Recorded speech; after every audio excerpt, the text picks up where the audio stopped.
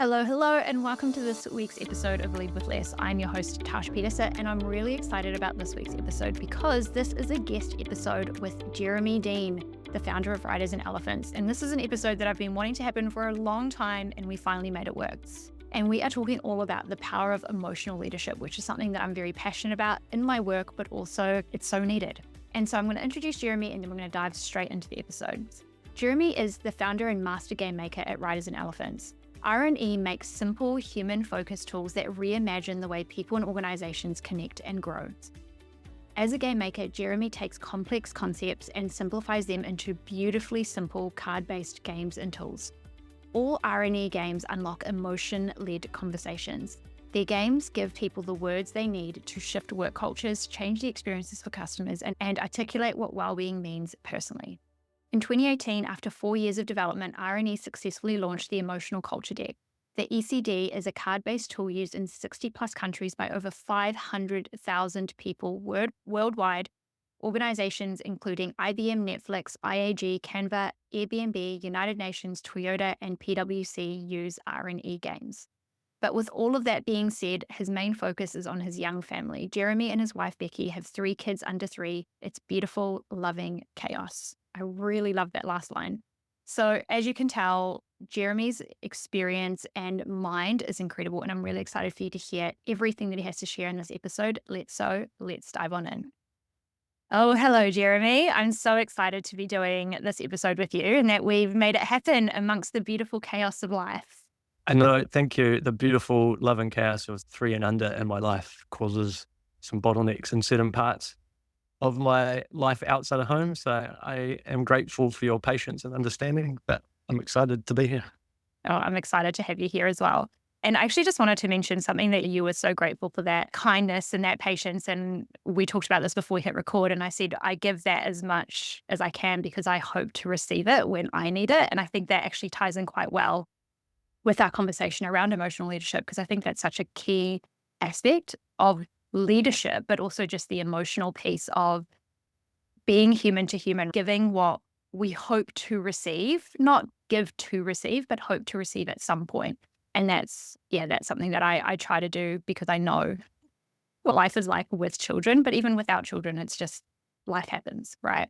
We're humans. Yeah, exactly. I don't know if that was there's not a question there, but something that comes to my mind immediately. I'm starting more and more to always consider that there is some sort of emotional response or emotional journey that somebody's going on when they either say they're going to or not do something, and like maybe trying to hypothesize about what that might be. So when you reached out to do this and I'm like, I can't do it now, it's because of the intense overwhelm that I'm experiencing in my life, trying to figure out how to, for Becky and I to live our lives as 2 working full-time professionals and have 3 babies under 2.5 at the time. And that's an emotional roller coaster. It's not that I don't want to do it, but there's an emotional thing happening in my life. And as a leader, how do we maybe understand what those things might be rather than just taking them on face value, no or yes? That's exactly it, right? Because no matter what we think we know, it's never 100% of the picture. So when I got that email from you to say, I'd love to do it, I can't right now, it was an immediate absolutely fine, because we just have to recognize that there is always something else. Even if your high performers are high performing, like there is always going to be something else. It might just be that it's not as big right now, or it might not be front of mind right now. But yeah, as leaders, if we can have that generous assumption, or at least that spaciousness and curiosity, it can just change so much. It can dramatically change the experience that everyone is having, I believe anyway. Okay, let's dive in. Now, you're a game maker.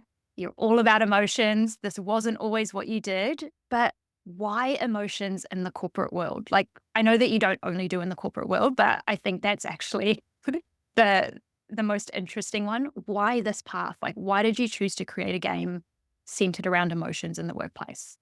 It's such an interesting question because I ask myself this all the time. Like, how did I end up here now in this moment with this business, in this community?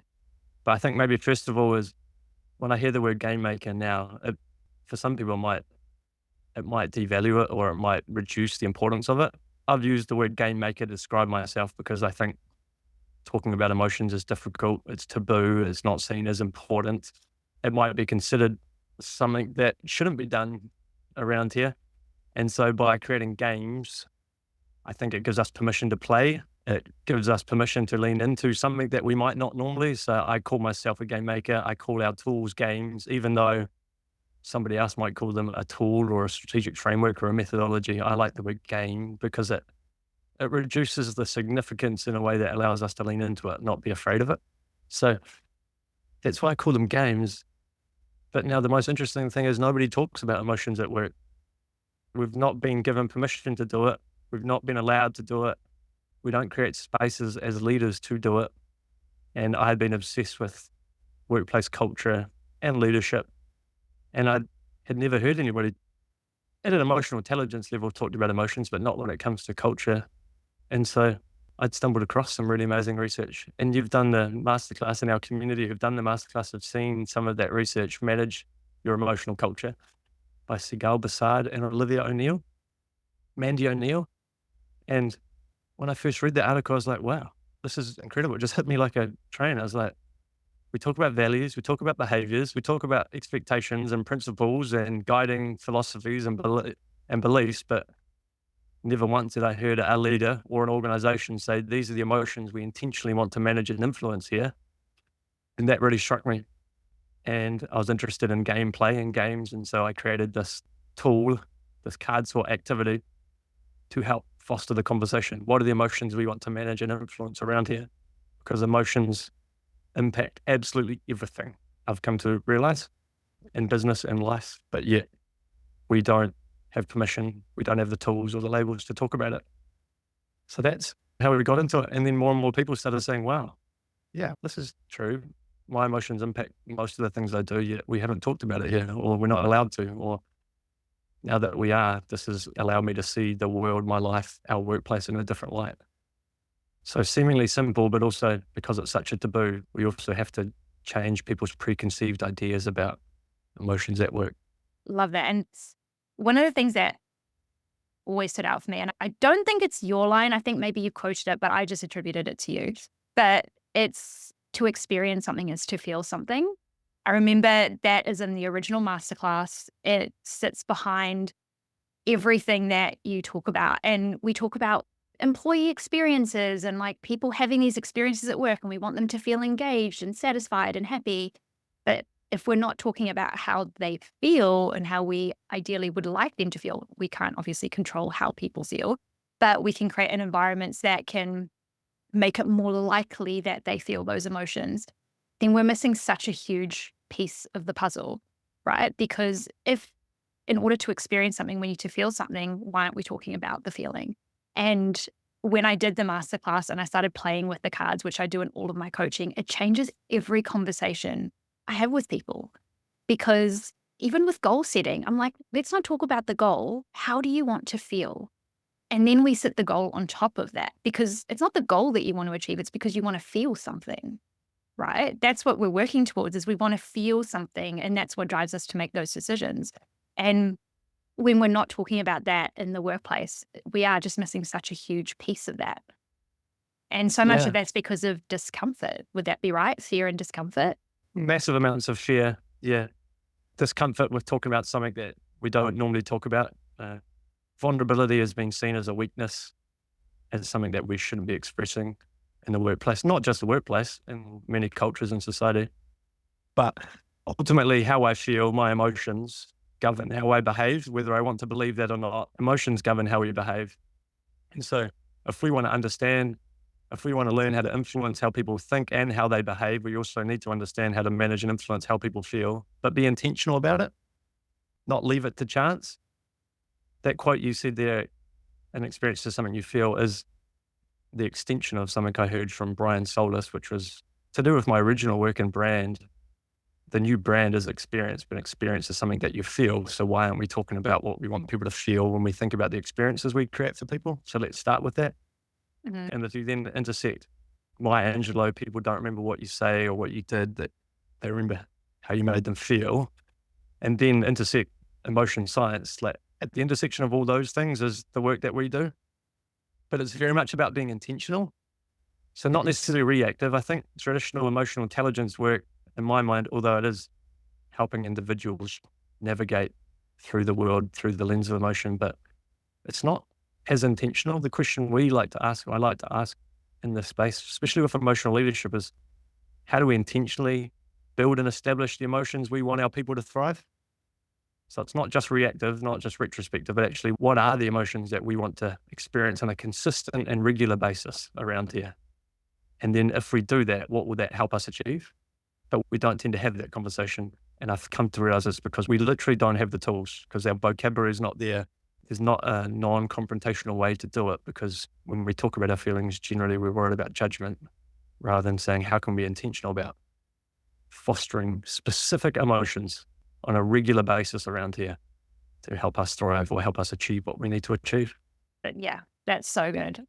I could dive into so many different things there that you talked about. It's just so good. And I love the intentional piece, because I'm going to talk about that in a second, but what you said about emotional intelligence, that generally it is quite reactive. Like, how do I respond to emotions that are coming up with my people, with my team, or even just with my own? Like, how do I navigate my own emotions that are already coming up? And something that I'm actually doing in my VIP Leaders program is we're creating a canvas in the emotional intelligence module where each of them are going, how do I want people to feel as a result of my leadership? So that Nice. it's the intention, right? So it's learning how to navigate people's emotions as and when they do come up, the emotional intelligence piece, building that social awareness. Am I paying attention to what I'm seeing and what could be attributed to emotion within that? But then that intention piece, because I think what ties to that is if we don't know how we ideally would like people to feel, how do we know if we're missing it? How do we know if we're actually getting it, right? Which then leads to, what are we then actually doing? Because if we don't know what we're looking for, we don't, one, know how to create it, like you said, but then we also don't know how to address it when it is missing or when we're veering off the path to then course correct. Yeah. Yeah. What do we look out for? And you can only look out for things that you might have forecasted or begun to go, this could be coming. Or I think that's my biggest lesson. Only recently, more recently than not, especially around emotional leadership, is that there's some titans in this space that I absolutely adore, like Dr. Mark Brackett, for instance. And his ruler, you will be familiar with Dr. Mark Brackett's work, eh? Have you read his book, Permission to Feel? I haven't read the book, but I have heard of him. Okay. Yeah. If you haven't, I think it's in my top 12 books of all time, Permission to Feel by Dr. Mark Brackett. And he has this really beautiful thing called the mood meter. It's on my wall here. I look at it every day. And his methodology, they have this ruler methodology: recognize, understand, label are the first three, RUL for emotions, emotional intelligence. But what I've realized is that's all retrospective. It's like looking back what you've experienced rather than being intentional about what's coming up. And I think the key distinction in my mind now with emotional culture and emotional leadership, which are new terms, they're new concepts, even though they're grounded in a fundamental human belief or driver, which is emotion governs behavior, is that we need to be intentional about this, forecast forward, not just reactive to it. And I think that's the difference. A lot of leaders, a lot of organizations have looked at emotional intelligence work in my mind and gone, I don't want to sit around here and talking about how I feel, or because of those misconceptions around that. But when we flip it and say, actually, what emotions do we need to thrive? What emotions do we need to experience regularly? Then it becomes, it's almost in a sense, we're creating an emotion strategy for our emotions. And Jacob Levitt, who's a PhD student at Wharton, they first introduced me to that idea. Is like, the question I've got on my computer here is, what's our emotion strategy? We have a strategy for people, a strategy for operations, a strategy for our customer service, but what's our emotion strategy? Because emotions intersect all of those things, our people, our customers, how we operate. We're not intentional about that discussion. We leave that to chance, or we suppress those emotions when they come up within our teams, which is even worse. We have talked a little bit about, we dived into why emotions are important, but why is it important in leadership particularly? So I recently did your emotional leadership development course, and we will put that in the show notes at the time of releasing this, which I loved. Love all of the work that you do. But why is it particularly important in leadership? Why should leaders care? Why should they make this something that's part of how they lead their people? What I've learned from Sigal Basad and Mandy O'Neill, Sigal's passed away unfortunately now, but is when I look back on the article I read almost 8 years ago now, Manage Your Emotional Culture, there was this line in it, which I'm putting more attention on at the moment, which is that as leaders, we're expected to influence how people think and behave, but we feel so ill-equipped to do it. So if my job as a leader is to manage the performance of our team, to drive performance, drive our success, all of those things are related to how our people are feeling or aren't feeling, because emotions govern how we behave. My emotions are going to dictate whether I move closer to something or move away from it, approach or avoid. And so my job as a leader is to help us as a team achieve something. Then we can't create a plan, a strategy. We can't operationalize that. We can't work towards it unless we understand the people's emotions within that. It's so fundamental to me. I still scratch my head and go, why has it been so overlooked for so long? And I keep coming back to this idea that showing my emotions is a weakness, not realizing though that our emotions are what govern everything that we do, but we haven't been able to bridge that gap in the workplace to go, this is normal. And so if I'm responsible for my team to perform, I'm also responsible for the emotions at a collective level that my team are experiencing. I'm not responsible for your emotions as an individual. Those are yours, but they come up for you. But I am responsible to care about how you're feeling in your work, the pleasant and the unpleasant things. I'm not responsible for fixing them, so to speak, or changing them, but I am responsible for our collective emotional culture here. Do we have a culture of joy or fear or surprise or delight? There is such a thing as a collective emotional culture, and as a leader, I'm responsible for that. But we haven't got to the point where we've made it normal to have those discussions. And that's where the game becomes so pivotal, right? Because you said earlier in the episode that such a big part of your work is creating a tool, but you're doing that in the form of a game. And what I love the most, when I show people the cards, they see words that they never would have associated with an emotion, or being able to describe an emotion with those words: paralyzed, alienated, inferior. Like when I saw those words, I was like, oh, my body had a visceral reaction when I read those words on the cards. But that's actually how I felt sometimes. But we only know the secondary emotions, right? Like angry or frustrated or sad. That's how I talk about some of these things. It's like there's the secondary emotions, the surface level of what I'm expressing. That's what I'm most know how to say. But what I'm primarily feeling is inferior. And that makes me angry, right? But then we just talk about the anger, but that's not actually what I'm feeling. And so if I don't know how to label that properly, how can I actually talk about it and then create and to either self-create a solution or to talk with my leader or with my team about how can we move through it? When I looked at your card game for the first time, that was the biggest eye-opener for me, because we're taught happy, sad, angry, frustrated. Like those are probably the most normal, right, words that we use when we think about emotions. But that's often not what we're actually feeling. Yeah, we only have a high level vocabulary for it because we're not taught it at a young age, which is why Dr. Mark Brackett's work is so amazing, because they go into schools to teach these frameworks. Right. But we're not taught these things at a young age. We're not taught them as adults either. No. We're just not taught them full stop. And the more granular we can get with labeling our emotions, the more insight we get. There's also this strange phenomenon of you have to name it to tame it, which at a neurological level is when we name unpleasant emotions, it reduces the experience of the unpleasantness. So just literally just by labeling our white card emotions, which are our unpleasant ones, we're actually helping our people. In my own mind, I keep coming back to my own personal experiences in my life and the strange journey I've been on when I was a professional cricketer and struggled from performance anxiety, which I didn't know at the time. I was a promising young cricketer. I performed really well at a lower level to get a chance to perform at a higher level. And I got to that next level. I was essentially feeling paralyzed and full of fear every time I went out to bat, every time I was on the field. And now that manifested that as a poor performance.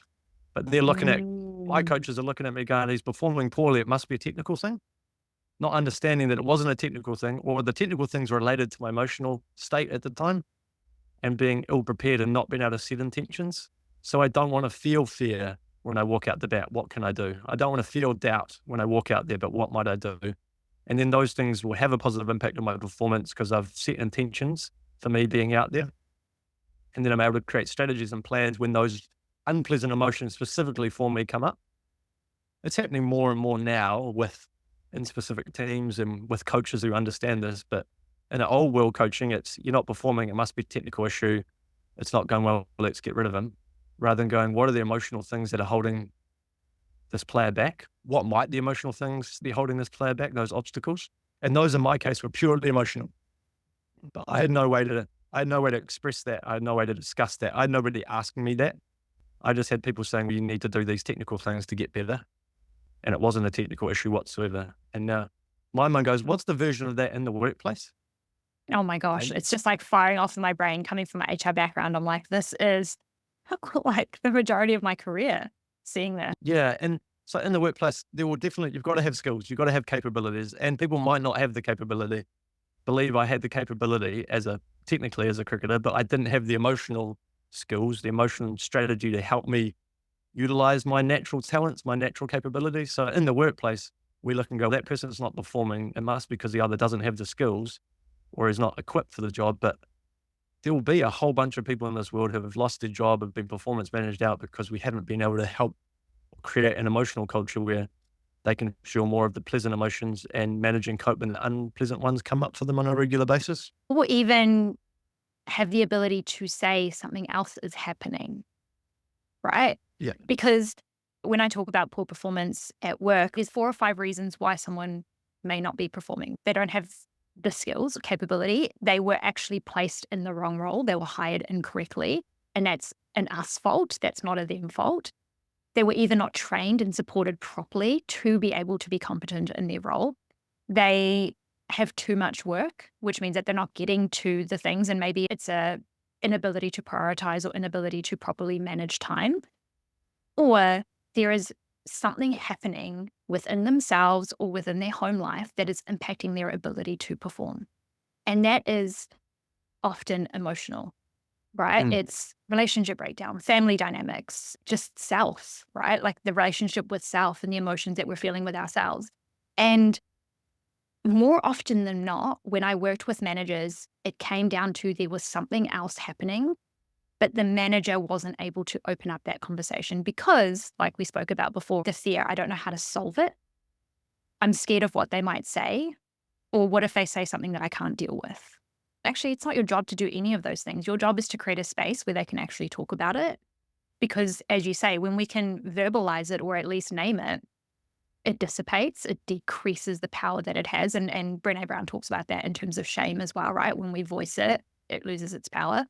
But creating a space where people can talk about it. And I saw it too much where we're labeling poor performance, as you say, from a technical standpoint, when we're not actually thinking about the person as a whole person and as a whole human. And fundamentally, that's because we're always missing the emotional aspect. Is there something else happening? What are they feeling? What are they experiencing? That you will never know until you ask those questions. But then also, I really love what you say about intentionally creating the culture, because if I am as a leader committed to my team feeling these things in order to be successful, but I'm noticing that this isn't coming up, then I have something that I can actually talk to. And that's what you talk about in the game. When we create the leadership canvas, these are the emotions that we'd like to experience. And then these are the actions and behaviors that we're doing that highlight that these emotions are present and that we're going to be doing in order to create more of those emotions. Again, that gives us a linkage. So, hey, remember as a team, we talked about wanting to feel these things. I'm noticing something might be a bit off. What's going on? But if we don't have anything to tie it to, that's also what makes the conversation harder, right? Because we have no reference point. Yeah, the reference point's a lovely way of putting it. There's nothing to tie us back to have to base our conversation around, because we just had those 4 labels in the past to be able to describe what's going on for us. And it makes me think about, for those of you who've either done our courses or heard me talk before, when I was playing cricket, there was a really incredible cricketer in our team who was an international cricketer who I only found out 10 years later was also feeling extremely anxious on the cricket field. But we never had a moment to discuss those things. But imagine at a smaller group level, like we were both wicket keepers, imagine at our sub-tribe level, at our small group level, we had a moment, the coaches brought us together to go, hey, what do you not want to feel out here, but you might from time to time? And we both said anxious, and then we could connect at that level, at a human level. And that shared connection, we can then work together to overcome that together. But we don't have that reference point again, because we're never invited to have that discussion create that emotion strategy, to build and establish those emotions in our team that are going to help us or me at that time, or me and my fellow wicket keepers in our little team. We're not brought together. The coaches, the captains, they don't have those skills. They don't have the tools to do that. They have the technical skills, but not the skills to help us set our emotion strategy as an organizational team. I'm interrupting this episode to let you know that VIP Leaders, my leadership development program, is currently open for enrollment. VIP Leaders is my signature program that helps you strengthen your leadership identity, build trusted influence, and level up your emotional intelligence to become a leader people actually want to follow. The next round is starting very soon in February 2025. So if you are interested in leveling up your leadership skills, giving you everything that you need to be a leader people actually want to follow, head down into the show notes and click VIP Leaders to find out more. And if you've got questions, reach out and let me know. All right, let's head back to the episode. Okay, so how does the game do that? So I know that you said it helps to create vocabulary, but how does the emotional culture deck, which we'll link in the show notes, how does it open up the ability to do that? And I know that you tell a story a lot in your courses, but I want you to tell it here. The people that are most resistant, what do you do? The leaders who are like, I don't feel anything. I don't talk about emotions. And I've had clients like this, and I'm like, let's play a game. That's what I do. I take your words. I'm like, let's play a game. Talk us through that. But maybe bigger picture, just to set the context. Let's say the ultimate outcome for the methodology for the process, the game, is to establish the 5 most important pleasant emotions or desired emotions you want to experience regularly as a team. So it could be, we need to feel proud, inspired. We need to feel connected, welcome, and Appreciated. Those could be the top 5. So as a team, as a leadership team, we come together. You can obviously do this bottom up as well with your team and the culture crafting activity. But as a leadership group, we come together to establish those 5 emotions. They're most important to our success as an organization. If our people are feeling these on a regular basis, we're most likely to be successful. That's the ultimate outcome for the pleasant. And then you do the same for the unpleasant. What are the 5 things we don't want our people to feel, but they might from time to time? Alone, paralyzed. I'm just thinking of ones that have come up recently for us. Overwhelmed. Afraid, anxious, and overwhelmed. Overwhelmed comes up a lot.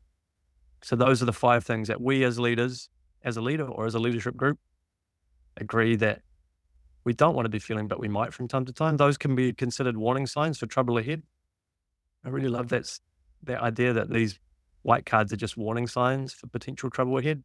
Mm-hmm. So that's the goal we want to get to. And then you explore the behaviors that reinforce the black and the white cards, the positive, negative, desired, undesired, depending on what language you like to use for them. That's the goal. But going through that process or having that conversation for the first time can strike the fear of anything into people, because they're like, I don't want to talk about this. I don't know how to talk about it.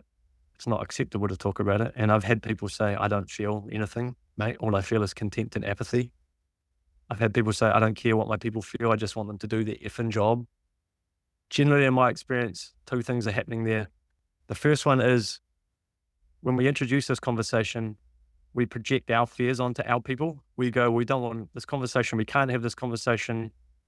I don't want to have this conversation. And that often is projecting our fears from what we'll find out from our people. Because what if we find out, Tash, that you are feeling extremely anxious and overwhelmed and paralyzed with your work? That's scary if we don't have the tools and we're ill-equipped to be able to deal with that. But that is data. That information is data. And as a leader, I think it's my responsibility to understand that so I can help you overcome it. The other thing is, people will say, I don't care, it doesn't matter, because for the fear of judgment. Like, what do people think of me if I express that?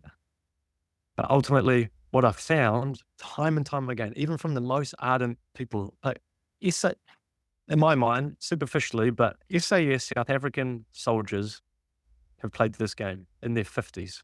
So maybe on the surface, like the complete avatar for somebody who might not be into expressing emotions in the workplace.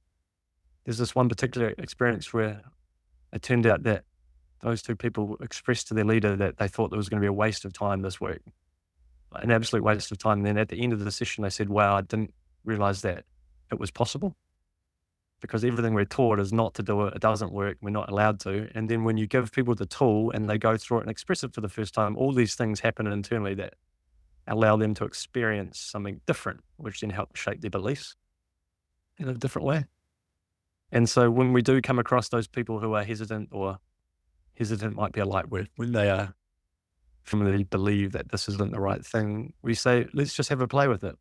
And you get people to flick through the cards and select their cards, because there's autonomy in that. You're selecting the cards. That's the tangible aspect of it. I'm not telling you. I'm not making you come up with the answer in your head either, because if you don't have the vocabulary, you might feel shame that you don't have the ability to describe it. But we give you autonomy to choose the cards, and then all of a sudden we're just playing a game. And the third point conversation is really powerful, because we're now talking about this card. We're not talking about the emotion. So now, especially with the white cards, this is the conversation now. It becomes about this, not about the emotion or me and you. So to come full circle, when people do say they're not sure or they're uncertain, I say, maybe let's not call it an emotional methodology. Let's call it a game that we can play. And it's a bit of a Trojan horse for helping people express what they haven't been able to express before. And then that changes people's beliefs. Yeah, I love that. One of my favorite things that you've said, and it's like my favorite thing that you do, that with the person that said, I don't feel anything, I only feel contempt and apathy. And you said, great, so you feel apathy and content. Those are actually emotions. Like you do feel something. You just think that those aren't anything.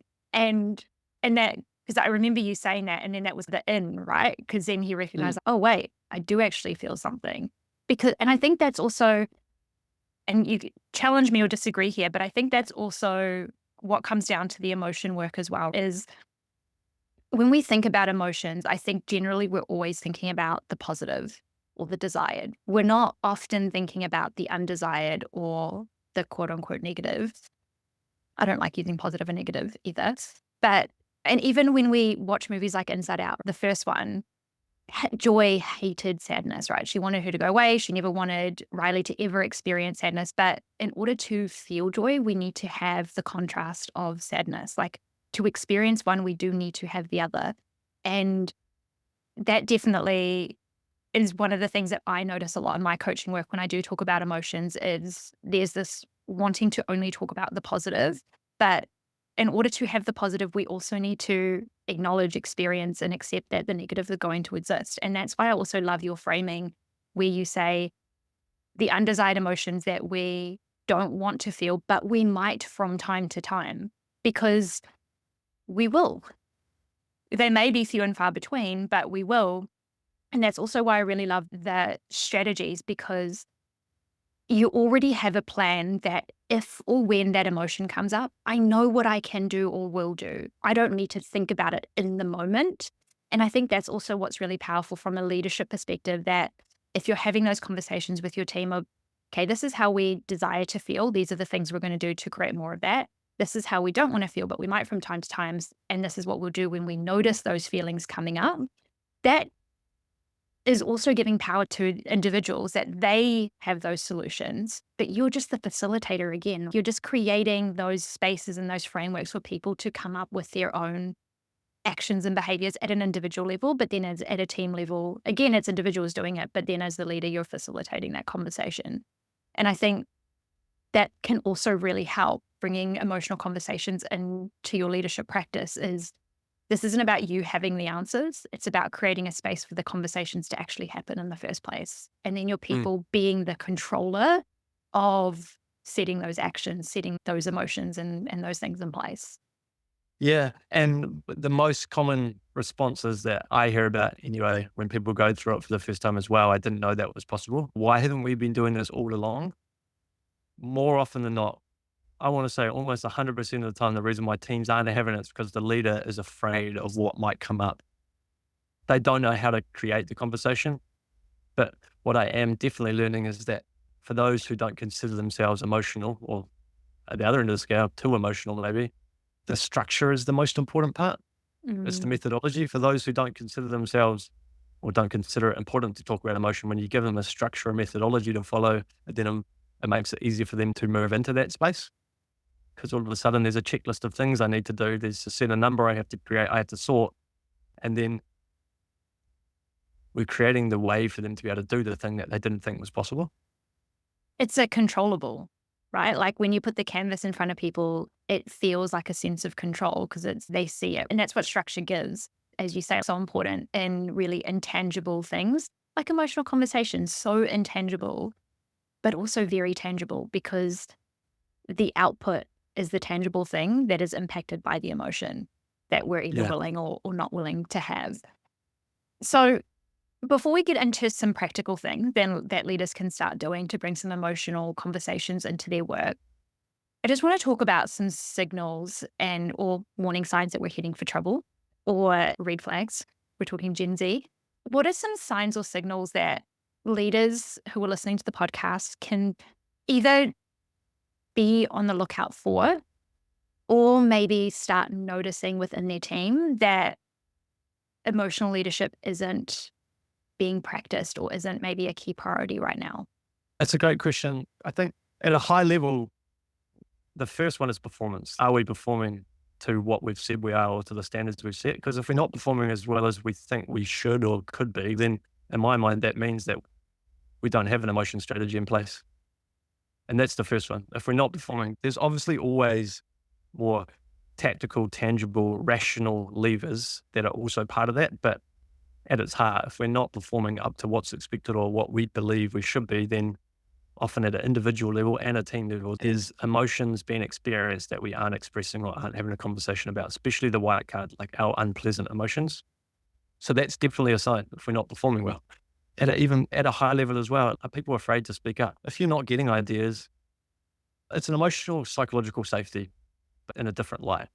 If people are afraid to speak up, that means in my mind, they're afraid to express themselves and they're afraid to express how they're feeling.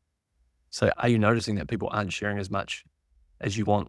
There'll be a reason they're not sharing, and that generally will be based on some sort of white card emotion that they're experiencing.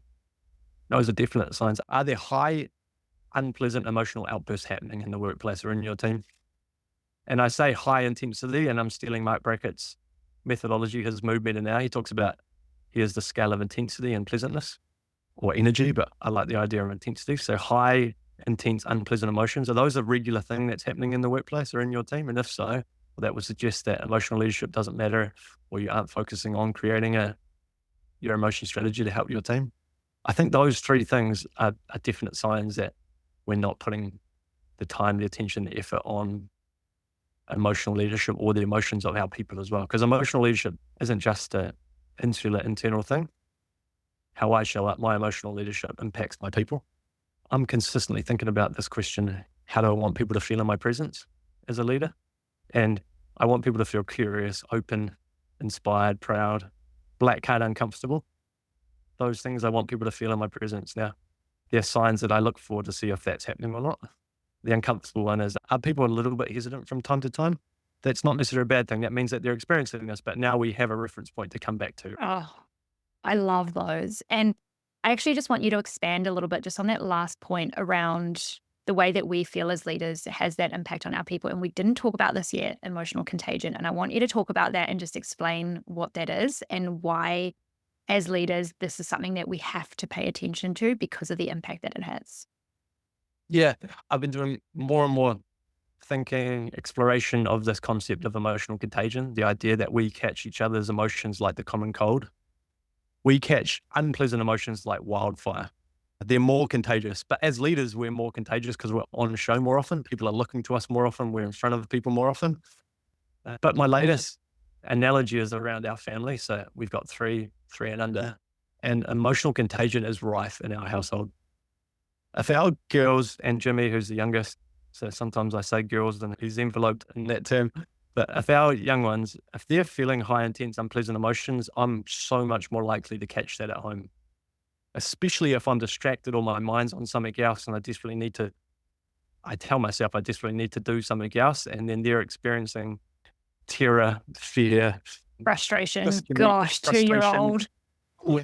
Not that they have the words to that, but they're expressing those things. I'm catching that consistently. It's like a feedback loop. I catch it, I then express it, and it goes around. And that's happening in the workplace as well. But equally, when I'm feeling love, joy, excitement, pride, my little ones are catching that. Becky, my wife, she's catching that. And it's this consistent, revolving, reciprocating system where you're catching my pleasant emotions, I'm catching your pleasant emotions, you're catching my unpleasant emotions, and I'm catching your unpleasant emotions. If I walk into a room and I'm smiling, people are more likely to catch that and then also smile back. It's behavioral mimicry.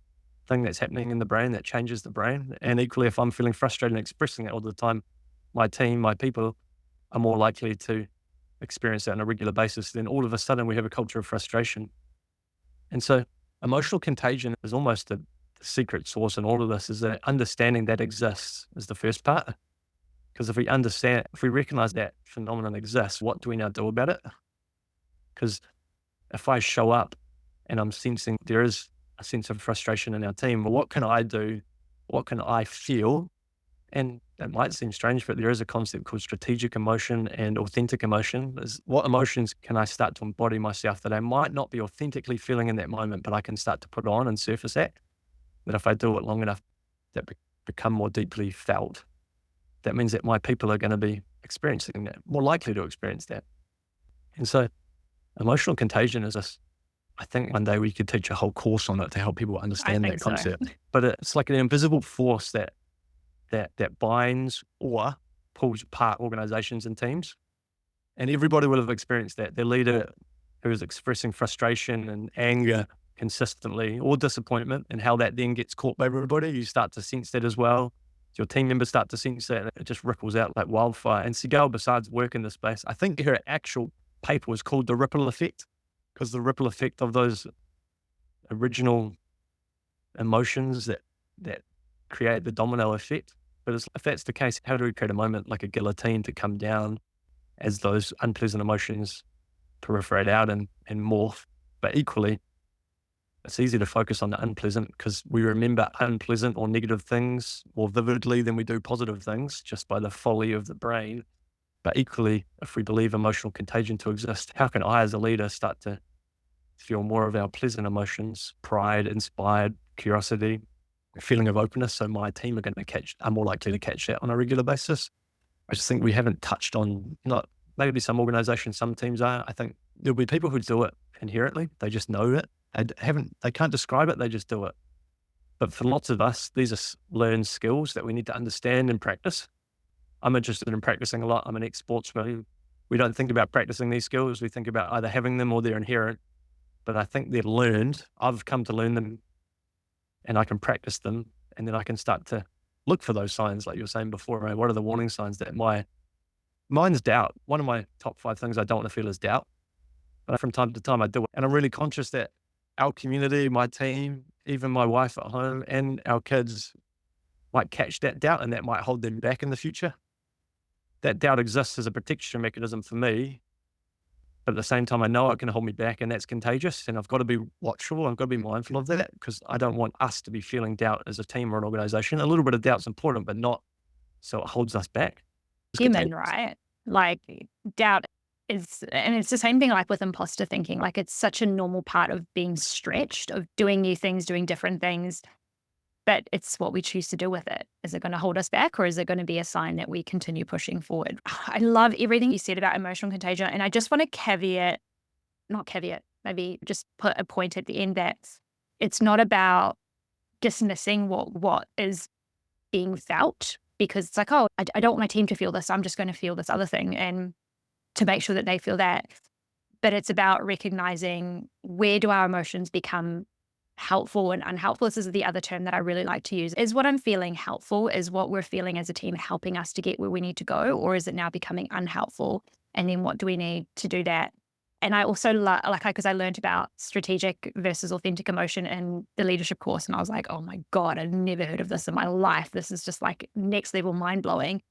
And I really love that, where as leaders, it's important to be authentic. It's important to be true to who we are and to be real. And we also do have to be strategic and go, how much of my authenticity is needed in this moment to create this thing or to achieve this thing? And I think that is also a hard balance for a lot of leaders to get right, because we're constantly being pushed to be authentic, be real, be true. That's like this next wave of what true leadership is, authenticity. But we can also have boundaries around authenticity too, and how much that is impactful and helpful and how much it becomes hindering. I don't know what your thoughts are on that, but I remember learning that in the course, and I was like, this is one of the cruxes. Like emotional contagion is also one of the vices, right? Of How much is what I'm feeling impacting the people around me? And I know what you're saying around your children because, oh my Lord, I only have the one, but emotional contagion is definitely rife here for sure. That strategic versus authentic, I think that's a next level to emotional intelligence. And I think people who have high emotional intelligence and high social awareness and social intelligence are probably likely to do the strategic versus authentic really well, in my thoughts.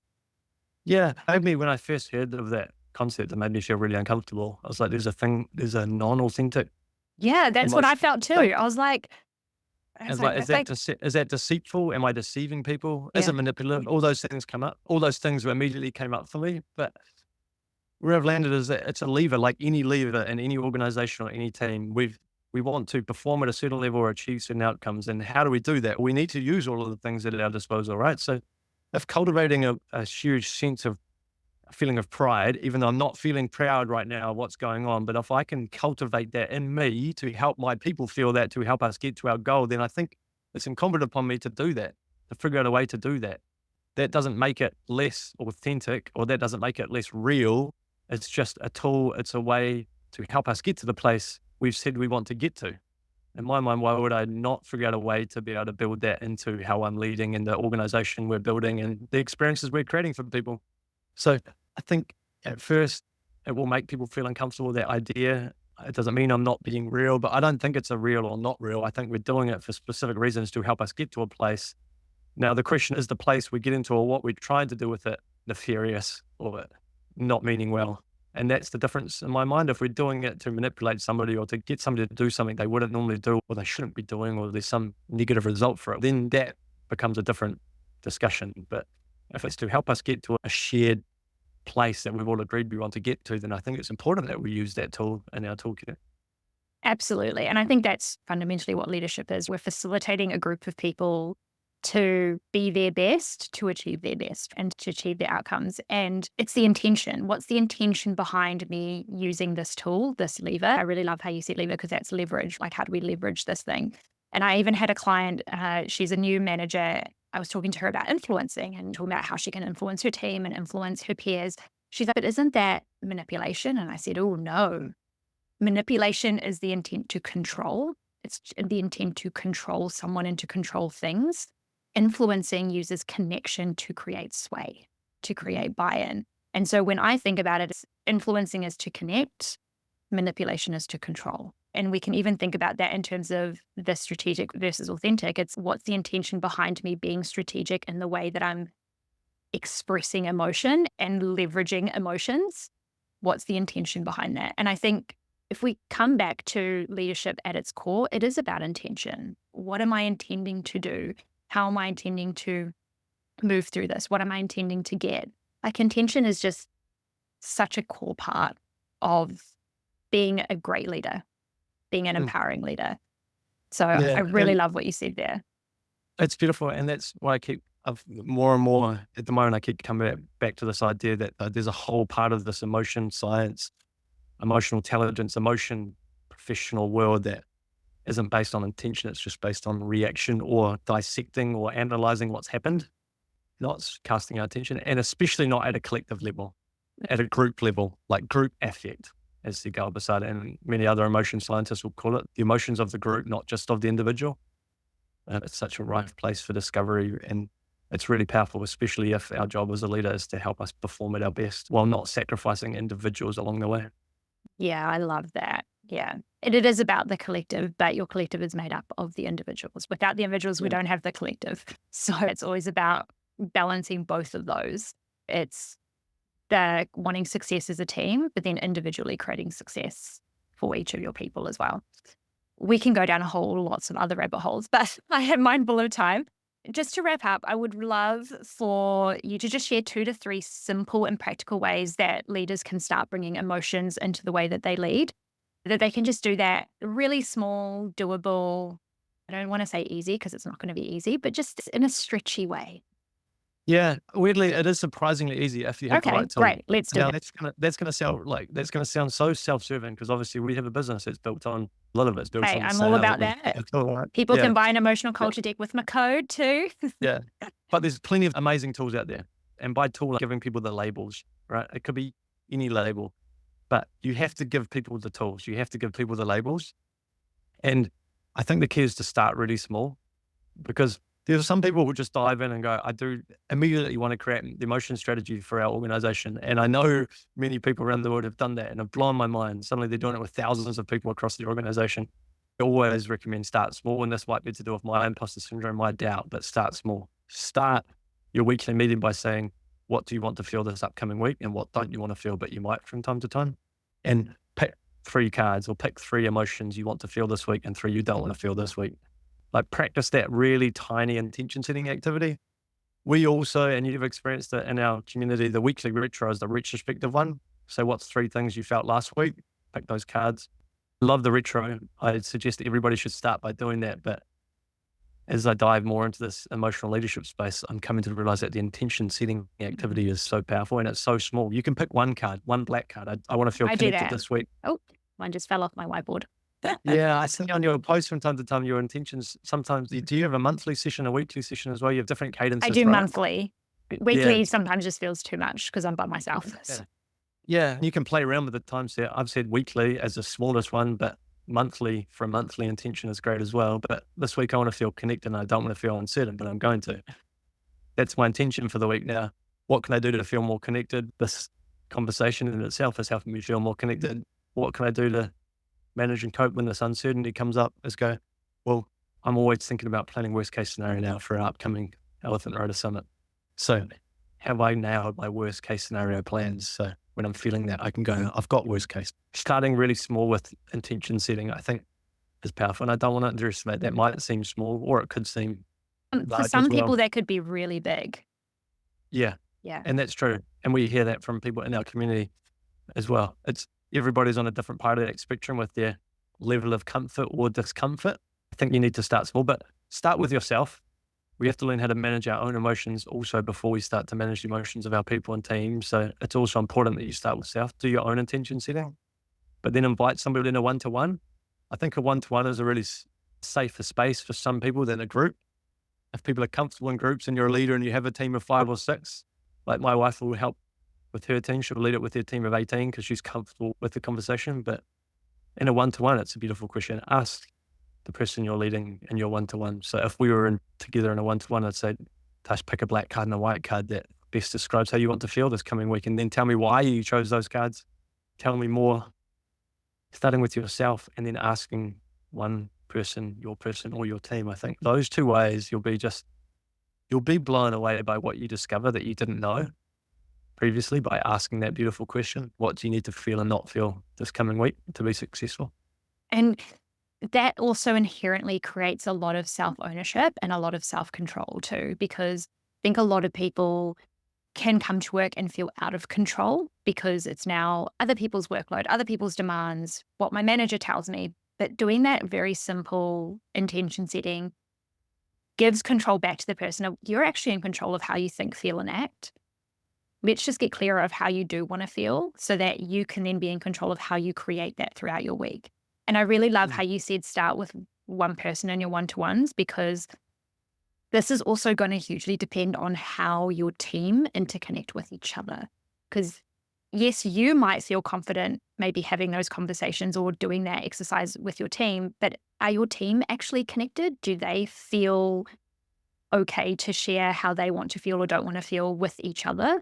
But introducing it one-on-one can create the introduction of the game or the exercise and then go, I'm going to do this with everyone over the next month, but then in our next monthly catch-up, we're going to do this as a team. And they've all had the opportunity to do it individually. And I think that could also be really powerful as a leader to create connection one-on-one with each of your team and then set up that they're going to now do this as a team together. So that's also another way of doing this if you aren't 100% sure how your team might actually interact together and you're nervous about how you might navigate that. If you feel super confident that you can navigate it all together, go for it. But if this does feel scary, starting with what feels most easy for you, even if it's a little bit stretchy, is going to set you up to be able to navigate whatever comes your way as well. Because if you're just going in fully blind and fully scared, then you're going to be in reactive mode as well. Yeah. I think everything you've said there is true. I'm also working really hard to try to question all of those assumptions because everything you've said has been my belief set. My beliefs, how I've operated, has been built off those building blocks. But there's a few things that I've come to realize in recent times that are fundamentally true is that confidence comes after action, not the other way Oh, around. 1000%. Yeah. And so if I apply that newfound belief or principle to the work we do, is that you'll never find a reason not to have this conversation because you'll say, I don't feel confident enough. But once you have the conversation, so do the action, confidence will build because you'll then go, next time, what could I change? Or what did I learn there that I didn't know last time that I can apply to next time? And so the action, the setting the thing in motion is so important to building confidence and practicing your skill. Absolutely. And so there's space at different end of the spectrum for the people who naturally have that confidence and can dive straight in versus the ones who want a slightly more laddered approach and then start one-to-one and go to team. But also I'm working hard on leaning into all of my fears, my insecurities and doubts and going actually on the other side of that will come confidence, not the other way around. Yeah. And it's one thing that I do try and focus on is taking the courageous step, not the confident step, right? Because courage is the presence of fear, but you can't have courage without fear because then it's not courage, you're just doing a thing. When fear is present and you make the move anyway, that's the only time you can be courageous. So if we want to be more courageous, if we want to be brave, we have to be willing to step in the fear or through the fear. Yeah. And I think that's one of the key parts of emotional leadership. It's being courageous. And that's Brené Brown talks about that, being willing to take the courageous step. Yeah. And I think that's what we want to be aiming for. It's like exactly what you said. Don't wait until you're confident because you're only going to get confident by doing it, but be willing to take the courageous step, even if you are scared, even if you don't really know how it's going to go. You're willing to take the risk. The extension of that would be you wouldn't jump out of a plane without a parachute. Generally speaking, you're not going to jump out of a plane without a parachute. And our parachute is the tool. Yes. And you need the tool. I wouldn't suggest, I feel uncomfortable. In fact, I barely do it unless I know the person I'm talking to has the high level of emotion vocabulary.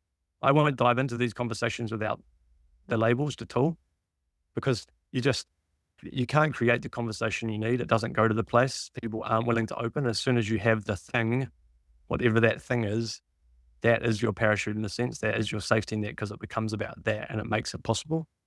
It's really impossible unless both people or the group are highly skilled in these conversations, which most people aren't. That's such a great point. And that comes back to what you said quite early on in the episode of it creates the third point in the conversation because now we're talking about the card. We can transfer the conversation to the card versus making it about my heart and what I'm feeling in my heart in that moment. And I really love that. And we will put a link into the show notes for the emotional culture deck and to the Riders and Elephants website as well. But as Jeremy said, there are lots of other tools that you can Google and look at different emotion charts and emotion ladders and all sorts of different things.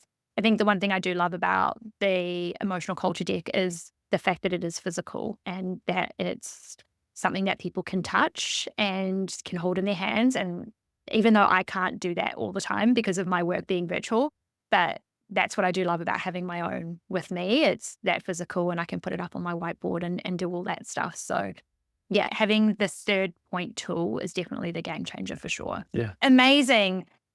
As I said, we can go on to lots of different conversations about here. So maybe I'll need to have you back.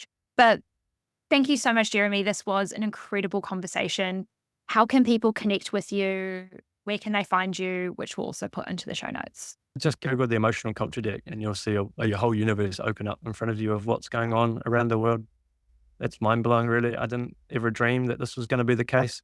It's terrifying at the same time. I feel unbelievably scared that I won't have the ability to continue it or something will happen. And it blows my mind that people find such value and meaning and connection within not just a game, because it's so far beyond a deck of cards now, right? We met because of this tool, our connection and the ripple effect from that.